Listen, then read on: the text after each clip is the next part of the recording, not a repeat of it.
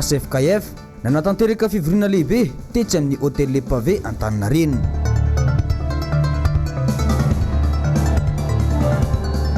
Saint-Pama lasa fitaovana politika ny fanabeazana eto Madagasikara.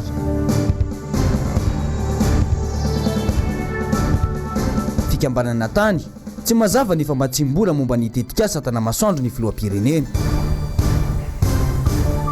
Miraba tompoko lafinaritra tompoko vavy tonga soa atao anatin'ny fampalalam-baovao ny MPS ianao amin'ity alina ity ary manasanao ampanajana sy ampitiavana hatrany izay anaraka izany hatramin'ny farany. Pejy politika ny eo amin'ny tetikasan'ny filoham-pirenena ny resaka tanamasoandro raha toka efa betsaka ireo olona no nilaza fa tsy mamany olana misy eto Antananarivo velively ity tetikasa tanamasoandro ity. Androany dia nilaza ny teo anivon'ny fikambanana tany fa mila fandinihana ara teknika sy ara tetikasa ity ary matsapa sy mitsipaka avy hatrany ny resaka fanotofana tanimbary ihany koa ity fikambanana ity. Germaine Menjanahary teo amin'ny sariny Tokra Marola. Iza no mety azo tombotsoa amin'ny tetikasa tanamasoandro? Io no fanontaniana mipetraka momba ny tetikasa ny filoham-pirenena ankehitriny izay anotofana tanimbary eny Ambohitra Manjaka. Nanambara ny fomba fijeriny mikasika ireo singa nampafantarana ny daolobe sy ny vokany amin'ny ponina izay efa niara-mahita sahady amin'ireo faritra voakasika ny tetikasa Kradoyi na ny Centre de recherche et d'appui pour les alternatives au développement océan Indien sy ny fikambanana tany ny amin'ireo zavatra mazava sy ny maizina momba ny tetikasa tanamasoandro. Voalaza fa nitoerana ametrahana azy dia tsy misy ny fakana ny hevitry ny daolobe indrindra fa ny fokon'olona hiaran'ny tetikasa kanefa voalaza fa tokony hainga alohan'ny faran'ny taona 2024 ny asa. Anisan'ny olana iray ny fandaniana miompampana ateraka ity tetikasa ity ho hiatrany ny Kradoyi sy ny fikambanana tany satria fampiasam-bola mitetina 570 sy 520 lavitrisa ariary, izany hoe sahabo 900 tapitrisa euro izay mitovy amin'ny antsasaky ny fitambarany teti-bola famatsiana sy hoenty miasa ny fanjakana malagasy mandritra ny taona 2022. Ka mampametra-panontaniana arak'izany ny momba ny loharano sy ny fombafomba mikasika ny famatsim-bola ho hiatrany izy ireo. Miombon-kevitra amin'ireo olom-pirenena maro izay nampiseho ny fahatafitohinana sy ny alahelo manoloana ny fanafoanana tanimbary ho an'ny tombotsoa ny tetikasa tanamasoandro ny Kradoyi sy ny fikambanana tany satria ny fanitarana ny tany ho volena sy ny tanimbary no isan'ny tanjon'ny mpitondra sy no dradradradraina andritry ny fampelezan-kevitra. Misy ponina ao Ambohitra Peto, Ambohitra Manjaka, Ankadimanga, Fiombonana izay nanao fihetsiketsehana satria voaray ao anatin'ny tany 100 hektara tokony ho totofana ho an'ny fanatanterana ny dingana voalohany amin'ny tetikasa ny tanin'izy ireo ka nampiseho ny tsy fahafaliana sy ny tsy fankasitrahana ny amin'ny fanamboarana ity tetikasa ity. Nanamafy ny Kradoyi sy ny fikambanana tany fa tokony mbola hiatrika fandalinana ara-teknika, fisaintsainana ary fanakalozana amin'ny olom-pirenena mikasika ny lafiny rehetra ity tetikasa ity alohan'ny anomboana ireo asa goavana toy ny fanamboarana ny fotodrafitrasa sy ny fakana ny tanin'ny olona ary ny fandroahana ny ponina amin'ny taniny. Nao velorano ny filoha ankehitriny teo anelanelan'ny fiodinana faharoa tamin'ny fifidianana ho filoham-pirenena fa tsy aka ny tanin'ny malagasy na oviana na oviana. Fanontaniana mipetraka arak'izany ny hoe inona marina ary no ao ambadiky ny tetikasa tanamasoandro ny filoham-pirenena ity. Ny eo amin'izay fikatsaham-baolana ho an'ny Madagasikara izay dia nanatanteraka fivoriam-be tetsy amin'ny Le Pavé Antaninarenina ihany koa ny hetsika ho fampiraisana ny kristianina ho an'ny firenena tamin'ny faran'ny herinandro lasa teo. Ny ompana indrindra tamin'ny fampandrosoana sy ny fandraisana andraikitra ny kristianina moa ny fivoriana natao ateny Antaninarenina. Laurette Berton teo amin'ny sariny Tokira Marola. Mialatsaka lalina anaty fahantrana hatrany ny firenena malagasy na dia efa 90 taona nahazona ny fahaleovantena azy. Mahatsiaro manana andraikitra amin'izany ny hetsika fampiraisana kristianina ho an'ny firenena na ny ACFKF satria efa nanodidina ny 200 taona no nidiran'ny filazantsara teto Madagasikara saingy mbola maro ny tsy tomombana eo amin'ny sehatry ny fampandrosoana. Niompana tamina teboka 7 ny fivoriam-be izay nataon'ny ACFKF tamin'ny faran'ny herinandro teo. Anisan'ireny ny fanatsarana ny fanabeazana izay nolazain'izy ireo fa tena misy lesoka lehibe eo amin'ny fampandrosoana ny firenena iray. Amafisina sy ampivelarina ny ezaka efa ataon'ny mpikambana mba hakasika ny fanahy, ny aina ary ny vatana ny fanabeazana izay atao. Ho famina ny mpanabe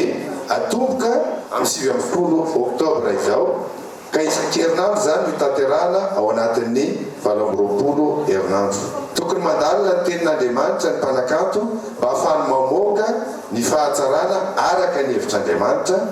ary atsangana sy ampivelarina ny mampiaro-kanto ny mpanao zavakanto. Ilaina ho ity hetsika kristianina ity ny fandraisana andraikitra mivantana ataon'ny tanora eny anivon'ny fiarahamonina eny manoloana ny zava-misy eto amin'ny firenena.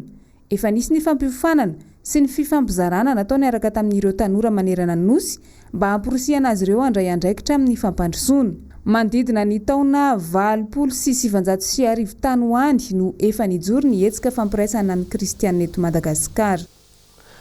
Laharam-pamehana ho an'ny antoko tiako i Madagasikara ny fampandrosoanan'i Madagasikara ary efa miroso amin'ny fampafantarana ireo kandida isa-paritra ny antoko amin'izao fotoana izao. Dia rahantsika ny fampafantarana an'izay. 700 ny isan'ireo kandida ben'ny tanàna mirotsaka amin'ny anaran'ny antoko tiako i Madagasikara. 500 kosa ireo kandida ho mpanolontsaina kominaly amin'ny anaran'ny antoko ihany. Andrasana ny famoahany seniny lisitra ofisialy. Efa miona tsikelikely amin'ny filoha nasionaly ny antoko moa izy ireo mandray ny toromarika rehetra hiatrehana io fifidianana izay mipaka mivantana amin'ny vahoaka io. Florent Gilles Rakotomahanina Atsimon-drano Ampahitrosy, Germain Randremiandra Atsimon-drano Ambavaditokana, Welinjaka Rakotoarimanga Atsimon-drano Ankarobato, Roslin Randrianoronyaina Atsimon-drano Solandy, Hajanirina Rasamson Atsimon-drano Andranonahôtra, Jean B Rakotomandimby Atsimon-drano Bemasoandro, Randrenarson Jean Richard Atsimon-drano Itaosy, Iraka Joé Hermanjatoson Atsimon-drano Fenoarivo, Heribert Jean-Live Arson Atsimon-drano Alatsinainy Ambazaha, Joseph Rakotoarimanana Atsimon-drano Androibe, Maurice Rakotomandimby Atsimon-drano Soavina, Falinyaina Razanakoto Atsimon-drano Fiombonana, Ramonjy Andriamatanjato Atsimon-drano Tsiafa, Jean Samuel Randrenarso Atsimon-drano Tanjombato, Alain Randrenarson Atsimon-drano Ambohijanaka, Miaro-manantena Andriatsilavo Atsimon-drano Ambohidrapeto, Rasoa Miarana Razanakoto Atsimon-drano Antanitikely, Befandroana Razafinanja Atsimon-drano Akadimanga, Maminyaina Ramalanjaonina Atsimon-drano Anosy Ouest, Hasina Ranirson Atsimon-drano Andorany Fotsy. Ny kandida tim tao amin'ny distrikana Atsimon-drano moa reny nampafantarina teo ireny fa raha hoe tsy avara-drano kosa indraitsika dia natolotra tamin'ny fomba ofisialy ny sabotsy teo ihany koa ny kandida ben'ny tanàna sy ho mpanolontsaina tao amin'ny commune Ambomangakely sy tao amin'ny commune Manandrina izay samy ao amin'ny distrikana avara-drano ihany koa izy reto. Laurette Berton mitondra ny fanadihadiana. Mananjoelina Rana Ivson no kandida ho ben'ny tanàna natolotry ny tim ao amin'ny commune Manandrina avara-drano. Olona atokisan'ny vahoaka ary vonina ny ampandroso ny tanàna misy azy ity kandida ho ben'ny tanàna ity izay natolotra tamin'ny fomba ofisialy ny folakandro ny sabotsy 5 oktobra 2024. Tahaka izany koa ireo kandida ho mpanolontsaina 7 mianadahy izay samy nampahafantarina teo avokoa. Nahatonga solotena avokoa ny mpikatroka foko tim tao amin'ny commune Manandrina nandritra ny lanonana fanolorana tamin'ny fomba ofisialy ireo kandida ireo. Lahara-pahamehana ny sehatra rehetra ho fampandrosoana ny commune. Izy lahatra amin'ny firotsako kandidan'ny ben'ny tanàna eto Manandrina avara-drano ny fahitako izay tsy fandrosoana nandritra izay taona maro zay ary manana zay satria fa entina hampandrosoana zay ny tenanay maro eo lafin-javatra azo raisy amin'izany na hatramin'ny fahasalamana ny fianarana indrindra rehefa foto-drafitrasa maro ao anatin'izany ny lalana communal ny lalakely rehetra. Misy ihany koa somary ambanivohitra zay amin'ity resaka jiro sy rano lafin'ny jiro zany dia tena ezahana tanteraka reny toerana mbola tsy nahazo jiro izany hoe mba azo potely jiro izany ny manamazavana ny tanàna tsirairay. Eo amin'ny lafin'ny rano fitantanana ny rano dia mora azo atao tsara ny fehizoa. Razanakoto Ajaso Pascal fantatry ny maro amin'ny hoe Ajaboma kosa no kandida ho ben'ny tanàna ao amin'ny commune ambanivohitra Ambohimangakely. Ny tapany maraina ny sabotsy 5 volana oktobra no natolotra ho fantatry ny solotena avy amin'ny fikambanana Isatsokajiny ao Ambohimangakely ireo kandida ireo izay andray anjara amin'ny fifidianana ben'ny tanàna sy mpanolontsaina. Ankoatra ireo mpikatroka avy amin'ny fokotima dia naneho ny fahavononany anohana ny kandida ho ben'ny tanàna sy mpanolontsaina avy amin'ny tima ihany koa ny fikambanana hafa sy ny olon-tsotra tsy mpikambana ao anatin'ny tima ao amin'ny kaomuna Ambohimankakely. Mahafantatra tsara zany hoe inona no tena fangirikirina sy ny olana mianjady amin'ny vahoakana Ambohimankakely ary dia noho izay fahalalana sy fahafantarana ny marary ny vahoakana Ambohimankakely izay no naharesy lahatra ny tenanay andeha irotsaka rehefa irotsaka ho zany kandida ho ben'ny tanàna Ambohimankakely zany. Manentana sahady ny firenena rehetra mba hijery ny sianamarina ny lesy mpifidianana izay hita fa izay foana ny lesika nitranga teto amin'ny tany sy ny firenena nandritra izay fifidianana maromaro nifanesy tato izay ka dia tanina sady zany tsika rehetra mba samy anamarina amin'izay mba tsy sanatria avy amin'ny tsika vahoaka ny lesika mitranga zany. Koa satria fampandrosoana ny tanàna no kendrena ary fifidianana manakaiky ny vahoaka ity ho tanterahana amin'ny 17 ny volana Novambra ity dia nomena sehatra ireo olon-tsotra nitondra ny soso-kevitra sy ny fanontaniana ny vantana tamin'ny kandida ho ben'ny tanàna sy tamin'ny solombavim-bahoaka izay mpitarika voalohan'ny tima eny amin'ny distrika. Tompomaso hoan'ny fanabeazana dia nitafa tamin'ny mpanao gazety ihany koa androany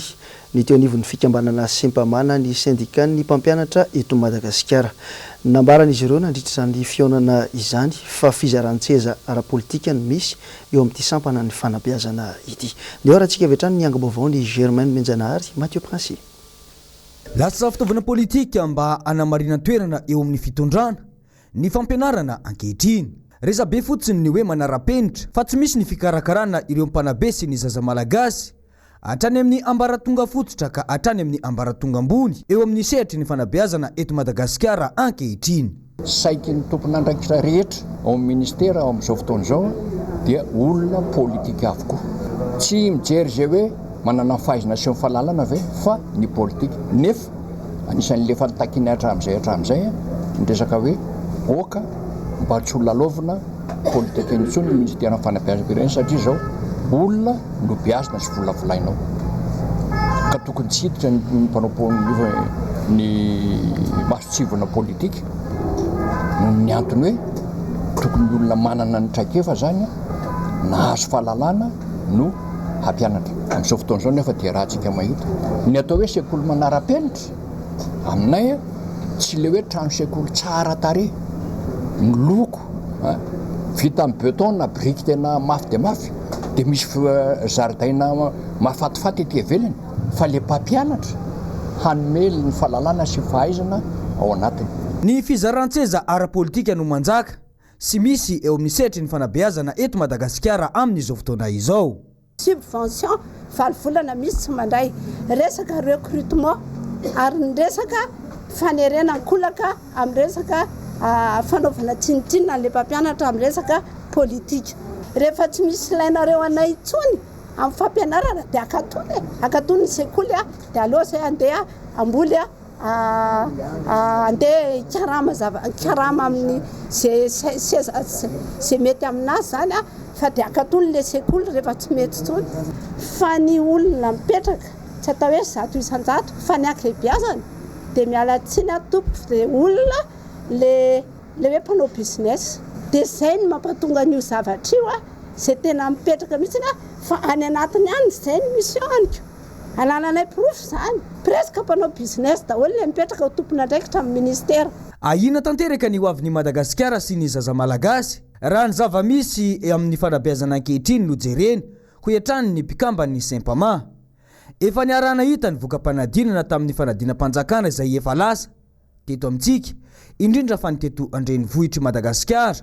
Ankoatra izay ny zava-nisy tamin'ny fanadinana baccalauréat farany teo iny. Mbola eo amin'izay lafy ny fanabeazana izay ihany fa mikasika ny fanadinana baccalauréat kosa ireto vaovao manaraka omenanao ireto. Ireny niarahana hita tamin'ny herinandro lasa teo ireny fa tsy nisy tsy nikaikaika ny olom-pirenena manoloana ny fikorotanana nisy nandritra ny adina tao amin'ny baccalauréat. Nanambara ny olom-pirenena sendra ny mpanao gazetiny MBS fa tomponantoka tanteraka ny fanjakana sy ny ministera pia. Tandrevaka kitoto izay no azo amin'tinana iny korotana ny seho tamin'ny baka ny herinandro teo iny. Tsy nisy tsy nitaraina rehefa olom-pirenena. mpianatra ray aman-dreny hatramin'ny mpampianatra fa tsy antoka tanteraka raha teo no ateraka ireny kitoto avy amin'ny tompona andraikitra ireny dia ny madinika trano no mibaby ny vokany nitovy avokoa ny fanahoan-kevitra ny olona sendranay mampalahelo mahakivy ny sampandraramsahana izay mihitsy no misy tandrevaka atao misy an'ireny zavatra ireny satria tamin'ny zananala zao ohatra mbola tsisy ohatry ireny mihitsy dia izay fahitako anazy hoe ny ao amin'ilay sampandraramsahana izay mihitsy no misy tandrevaka mahatonga ireny zavatra ireny. Le mpianatra efa mianatra herintaona dia misy zavatra ohatry ireny hoe misy ny resaka mandeha foanana zao inona ataoko fa tsy mety angamba le izy fa tokony mitady solution aingana zay avy amin'ny fitondram-panjakana ahoana moa nisy sujet tara sy hoe misy very an'ny ohatry zany mal organisé zany le izy tsy mamely le ilo ministère de l'enseignement zany zay tena marina tena lasa bordel la pile izy zany tena aloha dia mpampianatra tena tsy haiko hoe malahelo aho no menatra zay no fahitako an'ilay izy ny mampalahelo dia ohatrany hoe reraka no tena mampianatra nefa ino no zava-misy ny mampalahelo anefa dia hoe afaka ny ankizy moa dia anina baka ihany nefa dia hitondra mankaiza ilay izy dia lasa hoe ny hoavin'ny firenena mihitsy mipotika na dia zato isan-jato nisan'ny ankizy afa-panadinana io hoe olona mianatra aloha tena marina raha ohatrany hoe tena marina dia ino zany tokotena ilay tanao hoe sujet mivoaka dia mibonera zany ino zany tena naliana tena marina inona ny antony tokony mavoaka sy mbola hita taratra aloha hatreto ny fandraisana fepetra avy amin'ny tompona andraikitra isanambaratongany dia raha tsy ahivina ny ministera mpiany tompona andraikitra voalohany amin'ny ireny kitoto ireny izay tokony mahafeno toerany sy ny andraikiny miandry ny toy anitsika fa tsy maintsy misy vokany reny aoriana kely ao za matoko tsara angambany tsy maintsy miatefany aminy le izy fenao avy amin'ny momba an'le hoe tokony mametra-pialana izy tsy mahafeno toerana tokony hiala izy satria vao hiperaka eo amin'ny toerana izy dia efa misy olana ohatra reny kosa tokony mahatsapa teny izy hoe inona ny zavatra tokony ataona zany tsy mafipetsa izy ny tena marina tokony miala mihitsy tena marina mpanaka be regny sady fiainam-bahoaka zany ny fiaina ankizy le nianatra mihitsy zany mahatiantrika tena marina tratran'le fraude fotsiny tena marina tsy akasary zany dia tokony tonga dia akasokafa mihitsy ny tena marina dia mbola nanao fanambarany ny mpitondra ny anaovana deuxième session manomboka ny 17 hatramin'ny 24 ny volana oktobra izao izay tsy mbola fahita hatramin'izay dia mitombina ihany zany ilay hoe izay tsy mbola nataony mpitondra hatramin'izay no atao tsy hita taratra tamin'ny fanambarany ny fepetra raisina manoloana ireo tompona andraikitra izay raha tsy ahivina dia ny ministera mpiany ny tompona andraikitra voalohany manany hoaviny tanteraka moa ireo zaza malagasy sy ireo ray aman-dreny tao anatiny ny fanadinana baccalauréat fampianarana ankapobeny iny fa efa nanomboka androany ihany koa ny teo anivon'ny fampianarana teknika ho an'izay baccalauréat andian'ny faharoa izay tonga nijery izany tena toerana nanao fanadiadiana Laurette Berton sy Manora Andriamalala taranja 12 ka hatramin'ny 14 eo no iadinan'ny mpianatra ao amin'ny fampianarana teknika mandritra ny herinandro ity izay anatanterahana ny baka teknika mitsinjara ho lalam-pampianarana efatra izany na spécialité raha ny ao anivon'ny toeram-piadinana LTC Ampeflo 5 sy 700 no isan'ny mpiadina voasoratra anarana miatrika ny baka teknika ao amin'io ifitoerana voalaza io 13 ny mpiadina tsy tonga ny maraina ny alatsinainy 7 oktobra 20 sy 20 andro voalohany nanomboana ny baka teknika ny ACTC zao misy 252 ny inscrit ny candidat sy tokony tonga zany fa enina no absent dia ny CG misy 372 dia 4 amin'izay no absent dia ny SS misy tokony 31 raha tsisy absent fa nisy ray tamin'ireo ny absent dia ary nyfarany misy ny TER 60 ny tokony candidat fa 2 no absent niditra tamin'ny 7 aloha zay androany zany dia nirava tamin'ny 6 satria nisy matière roa ny teknika androany économie ndray dia initiation juridique ndray nisy vitsivitsy fotsiny nanadiny convocation dia mesure andraisinay moa tamin'izay hoe tonga dia nampanaovina ihany izy fa ny sasany hoe natsona ny tany an-trano izay tratranso hoe atery ilay convocation fa ny sasany izay tsy tratranso dia nyteneny raisina mombamomba azy dia raha riva izy rehefa miatrika ny épreuve manaraka mampiseho hoe reto ilay mombamomba azy fa tsy maintsy misy nahafantarana anazy aloha zany hoe hito izy ohatra hoe nisy karapanondro izay vao afaka niatrika an'ireo izy hatramin'izao aloha dia tsy mbola nisy olana teo amin'ny fizotra ny baka teknika raha ny teto Andrenivohitra manokana. Ny rariana moa dia ny mba andehanany ity fanadina-panjakana ity araka ny tokony ho izy tsy hisy korotana fa tsy hanao toy ny tamin'ny fampianarana ankapobeny izay ny afara amin'ny fikarakaran'ny fitondrana ankehitriny ny baccalauréat andiany faharoa mihitsy izany. Efa miresaka ny tanora ihany isika dia efa maro ihany koa amin'izao fotoan'izao ny tanora liana amin'ny resaka fandraharana eo amin'ny tontolo fandraharana eto Madagasikara moa izany. Tsy vitsy izy ireo no efa natsangana ny orinasa ho azy manokana kanefa dia misy ny olana manoloana izany. Ny olana ara-bola no tena misy eo amin'ny sehatra ny fandraharana io araka namarana ireto tanora sendra ny Lorette Berton sy Manora Andriabalala ireto. Sarotra ho an'ny tanora malagasy ny manangana orinasa sy miroso eo amin'ny sehatra ny fandraharahana satria tsy manana vola ho amin'izany ny akamaroan'izy ireo. Betsaka nefa ny tanora no tafiditra amin'ny sehatra io tato anatin'ny taona vitsivitsy izay.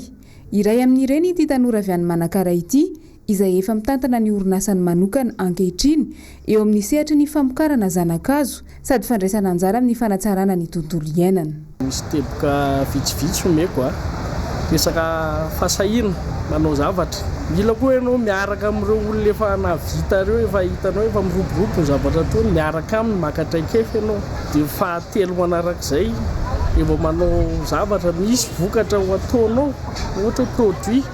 dia ataovy tsara mafimafy ny sehatra mafimafy ny dingana rana eo ny resaka eo amin'ny tonga dia ny olana voalohany tena eo amin'ny resaka vola. Manampibetsaka amin'ny fampivoarana ny fandraharahana izay atao ny fandraisana anjara amina fifaninanana isan-karazany sy ny fanarahana fiofanana maro samihafa satria sady mampisokatra ny lalam-barotra izany no ahafahana mampiroborobo ny famokarana. Natonga na tena nanao an'ilay concours mba ampiseho izany resaka vokatra zanakazo, volovy, voly kakao tahisarika amin'ireo tanora mitovy amiko hoe afaka manao an'izao aneny tanora mba hivelatra kokoa le fandraharany tanora satria misy olom-baovao hitany. Mpamokatra zanakazo amin'ny faritra Atsimo Atsinanana iny no isan'ny voafantina ihany koa isolo tenan'i Madagasikara ho an'ny Rwanda anaraka fiofanana momba ny fandraharahana amin'ny alalan'ilay programa Youth Connect iarahana amin'ny OIF. Ny eo amin'ny vaovao ho an'ny fambolena dia anampy ireo tanora 12 hatramin'ny 20 taona izay sahirana ara-pivelomana ary tsy navita ny fianarana intsony no antom-pisian'ny kolejy ho an'ny fambolena eto Madagasikara na ny Collège Agricole de Madagascar. Miisa 5 izy ireo no eto Madagasikara dia ny any Befandriana, ny any Ambatondrazaka, ny any Bezesika, ny any Ambalavao ary ny any Ambondromisotra. Ny fédération-ny kolejy ho an'ny fambolena eto Madagasikara na ny FECAMA no miahy ireto kolejy ireto. Androany moa teny nanisana teny dia nisy ny fikoanan-doha nijerena manokana ny fiantraikan'ny fampidirana ny tontolo ny asa nataon'ireo kolejy io izay natria ny Tokiramarilana Kasary teny toerana. Ny ampiofanana ato amin'ny collège FECAMA dia tanora 12 ka hatramin'ny 20 taona eo manana niveau 6e ka hatramin'ny 3e marina fa ny ankabeazan'izy ireo dia tanora izay nilaozan'ny fianarana izany hoe tsy afaka nanohy ny fianarana intsony noho ny mety hoe fahasahiranany ray aman-dreny na zavatra izay. Rehefa manao ny recrutement n'ireo tanora ireo zay dia jerena aloha voalohany indrindra ny izay teo hoe le niveau-ny aloha 6e ka hatramin'ny 3e ary zanaka tantsara zareo. Faharoa manarakaraka an'izay dia le hoe le taonany hoe 12 ka hatramin'ny 20 taona ary misy ny karazana test de niveau ataonay amin'ireo tanora ireo satria tokony manana ny base farafahakeliny izy zany mba ahafahany manatanteraka ny fianarana amin'ny kolejy indrindrindrindra ny fahaizana mamaky teny sy manoratra, ny fahaizana manao kajy sy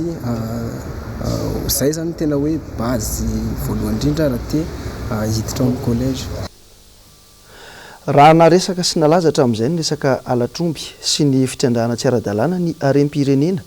dia ny concombre de mer indray izao no fairandro hatreto ary mbola tsy vitsy ireo trateaka ny gendarmerie pirenena amin'ity raharaha ity. Ndeo rahantsika ny fanadihadiana izay amin'ny entin'olo fitiavana sy tahiriny aina. Ny faran'ny taona 2012 no mankaty nanomboka nahazovana ny alatra concombre de mer any amin'iny faritra Atsimon'ny Nosy iny. tsy nitsahndrongatra izany tamin'nyity taona 2012 ity afito ny tranga misy amin'izao olona efa mahery ny 20 no efa niakatra fitsarana raha nitatitry ny teo anivony gendarmerie amin'ny pirenena tamin'ity fiandohan'ny volana oktobra ity indray izao efa nisy ihany koa ireo tompon'antoka tratehaka fa natao ny fanadihadiana maro isan-karazany dia nisy ny fipetra maro ny raisina ediana amin'ny tsy fandriam-pahalemana amin'ny faritra atsimo iny izay azo lazaina hoe niha mafy dia niha mafy zany niady amin'ny halatromby ny concombre de mer dia rahantsika mahalala ny valeurany ary rahantsika mahalala fa moramora angalarina kokoa noho izay andeha angalatromby hany ka mahazohazo tombony kokoa zany mangalatra concombre de mer noho izay andeha angalatromby atreto misa telo ireo atido tamin'ity raharaha ity nahitana teratany vahiny tafaporitsaka ity farany ary mbola karohina mafy na bebe koa makany fanentanana ho any amin'ireo mpanjono te eny an-dranomasina indray zany niady amin'io fa tsy ety tanety dia ny fanentanana ny mpanjono sy izay mifandraika rehetra amin'io mba hiadiana amin'ny halatra concombre de mer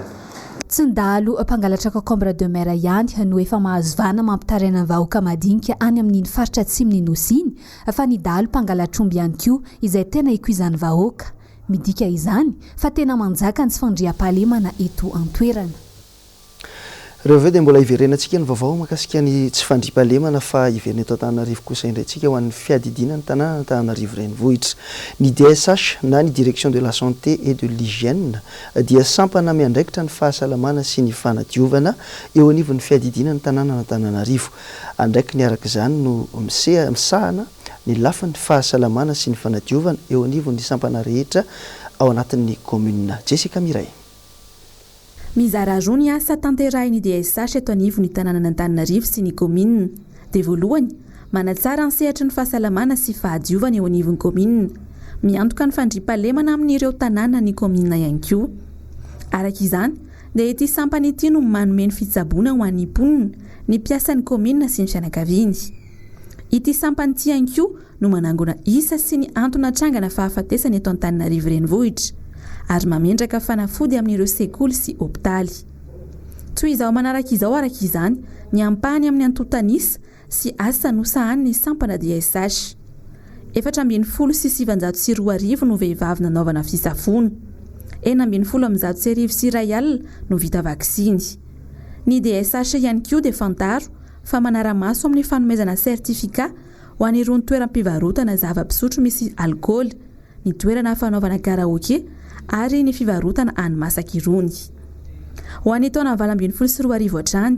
2,770 ny trangana fahafatesana voaray ka ny 20 amin'ireo no ahina ho matin'ny kitrotro ho an'ny famindrahana fanafody kosa indray dia toerana maro no vita ohatra 2,20 ny toerana iraisana 7,20 kosa tamin'ireo sekoly trano fonenana ary trano mpanjakana ireo taksi be sy taksi ihany koa dia nanaovana famindrahana fanafody ka mahery ny 4,000 ny vita raha tany amin'ny taona 2024 tany hoany no tena naresaka be ny ady atao amin'ny VIH/SIDA dia misy hatrany anefa ireo fikambanana izay miezaka manoro ny tanora ny amin'ny ampafantarana ity tsy mikaretina ity manolo tanana amin'ny ady atao amin'ny VIH/SIDA amin'ny alalan'ny fandarana asa antsoina hoe éducation à la vie et à l'amour ny centre social Aropa na ny CSA eny Faravohitra mpikambana ao amin'ny African Jesuit AIDS Network ny CSA ary ny 3 septembre ka hatramin'ny 4 oktobra lasa teo moa dia nisy ny fiofanan'ireo mpanabe miisa 530 avy amin'ireo sekoly katolika sy jesuita ary sekoly ara-panjakana ihany koa mikasika ity VIH/SIDA ity dia rahantsika ny fanadiadiana Ty boky ty kosa dia misy zava-baovao zany ao anatiny nentin'ny tambazotra io an'ny firenena rehetra ao anatin'ny tambazotra ty Afrika anisan'ny voizina tao zao ty ady amin'ny sida ty ho an'ny tanora raha ohatra hoe tamin'ny taona 2024 tany zany no tena nalaza be mihitsy ny ady amin'ny sida teto amintsika za tsy miteny hoe tsy malaza tsony zao ary tsy misy fa le fampahafantarana sy ny dokam-barotra sy ny fisehoana tamin'ny haino manjery isan-karazany zany tena ohatrany hoe nahazo ny top indrindra tsika tamin'ny taona 2024 misy ankehitriny fa hita le izy hoe tsy ampy dia raha ohatra hoe ankizy teraka tamin'ny taona 2024 zao efa adolan-tsento izy amin'izao hiditra ny fahazatovo fahatanjana dia vitsy amin'izy ireo mahalala hoe inona zany VIH sida zany. Vitsy amin'izy ireo zany misitraka an'ilay fanabeazana tokony fampafantarana sy fisorohana sy fiatrehana n'ilay tsy mikaretina VIH sida. Araka ny fanambara tery aloha dia ny vaovao tsy fandriampahalemana izay ihany dia tao aorian'ilay trangana tsy fandriampahalemana raha Dina be tany amin'ny distrika ny Tolagnaro izay nahafatesana olona miisa 140 ny farany herinandro lasa teo dia efa mandeha amin'izao fotoana izao ny famotorana eo anivon'ny gendarmerie pirenena. Noro Fitiavana sy Tahiriny aina. Nitondra fanazavana mahakasika ilay raradina be izay nahafatesana olona miisa 140 atao amin'ny faritra Anosy distrika ny Tolagnaro ny 3 oktobra teo ny avy eo anivon'ny gendarmerie amin'ny pirenena. Ny resaka dina zao raha antsika mahita mbola andro vitsivitsy zay misy amin'izy ireo dahalo izay mitondra fitaovam-piadina izay ao anatin'ny famaliana ataon'ny fokon'olona izay mitazona fiadina ihany koa dia maty ireo dahalo ireo. Ary misy ihany koa zany ny fokon'olona izay vonoiny ireo mpanao ratsy dia mamoiny aina ary marina fa misy anitsy ny tany filaminana mamoiny aina ao mpanantanterahany asa ka iverina fa tsy ny zandary ihany no mamoiny zandary na mpitandro filaminana mamoiny mpitandro filaminana. Tsy mijanona hatreto ny fanadiadiana ataon'ny mpitandro ny filaminana manoloana ity raharaha ity fa mbola mitohy hatrany. Ny tranga izay fandikan-dalàna dia manao ny famotorana hatrany hatrany ny anivon'ny gendarmerie ary mitohy amin'ny resaka fiarovana ireo olona rehetra zany mikasikasika izany mba tsy hitala ny resaka famonoana. Tsy aivana fisaraha-panambadiana teo amin'ny lehilahy avy ao Emanoby sy vehivavy avy any Esiramboasary Atsimo no nivadika ao fifamonoana faobe tany an-toerana. Ny tsy fahavitan'ny fombafomba tamin'ny fisaraha-panambadiana tamin'ny vadin'ilay lehilahy teo aloha no fototry ny olana. Ity farany izay nampakatra vehivavy hafa. Tonga ny Dina be izay malaso ny ovafo avy any Esirany jeriny zavanisy. Nangataka omby onitra ho sazin'ilay lehilahy izy ireo. Nandany efa ity farany ka izao ny afara tamina fahafatesana olona maro izao. Miseho amin'ny endriny maro ny fandrobana sy ny vakitrano amin'izao fotoana izao. Manjaka tanteraka ihany koa ny vakitrano any amin'ny distrikan'ny Manjiny amin'izao fotoana izao ary efa mivoatra be araka nambara teo izay fanaon'ny jiolahy. Misy vehivavy mangataka sakafo milaza fanaona izy io ary io vehivavy io izay manatitra sy mitsikilo ny ao anatin'ny tokantrano izay angatahany io ihany no mitatitra amin'ireo jiolahy ny entana azo alaina ao amin'ny tokantrano izay idiran'ny Jessica Miray no nanao an'izay fanadiadiana izay. Vokatry ny ezaka ataony mpitandro ny filaminana sy ny fokon'olona dia ravan'izy ireo ny tambazotrana jiolahy mpamakitrano tao amin'ny distrika ny Manja ny farany herinandro teo. Tratra ihany koa ny vehivavy atomikotrika ny teti-dratsy. Nisy namaky ny trano Ramatoa Selesta ao Ambalanombo ny herinandro lasa teo ka lasa tamin'izany ny vary milanja 700 kilao. Noho ny loharanom-baovao matotra azo tamin'ny fokon'olona dia voasambotra ny iray tamin'izy ireo. Taorian'ny fanadiadiana izay natao ity jiolahy voasambotra ity no nilazany ireo namany sy ny tetikady nentin'izy ireo nanatanteraka ny asa ratsy ny hatramin'izay. Ny aika izy ireo fa namaky io trano tokoa tamin'ny fotoana io. Tsara marina fa matiana tanteraka amin'ity asa famakiana trano ity ireto jiolahy tratra ireto raha ny fampitambavao avy amin'ny polisy pirenena avy any Manja. Vehivavy iray no tena atombokotrika ny paikady. Mitety trano izy io mangataka sakafo ka rehefa ampidirina ny trano dia eo no andinihany manontolo ny entana ao an-trano hatramin'ny fitoerany. Izy avy eo no mitatitra any amin'ny jiolahy namany ny entana rehetra tao amin'ny trano izay avy idirany, vary, fahita lavitra sy ny sisa. Manatanteraka ny fanafiana avy eo ny jiolahy rehefa azon'izy ireo avokoa ny mikasika ny trano iray. Mialohan'ny isarana dia ndao itikelaka kely miaraka amin'ny vavalatsaka.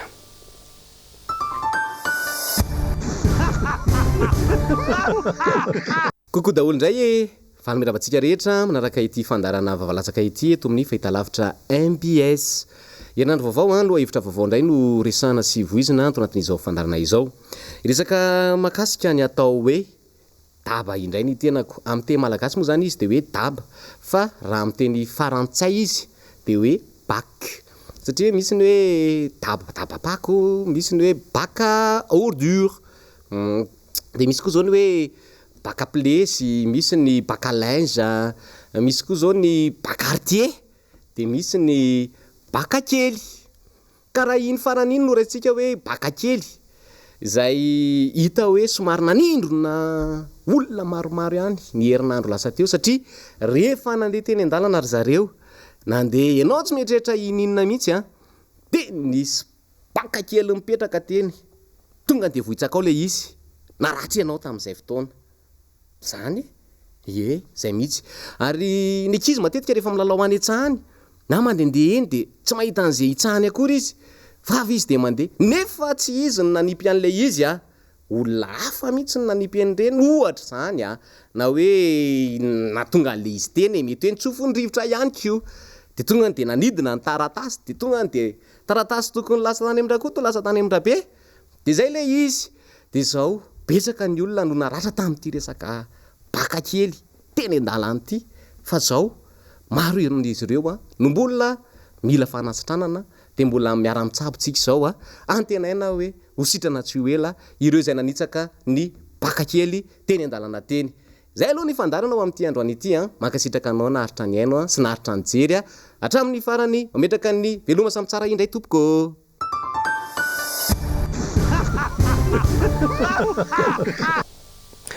tapitra ny vaovao tamin'ity alina ity ankasitrahana feno ianao tany tokantrano niaraka taminay teto hatramin'ny farany isorana ihany koa ny teknisiana sy ny mpanao gazety rehetra niarany salahy mametraka ny fotoana ho amin'ny manaraka indray veloma tompoko.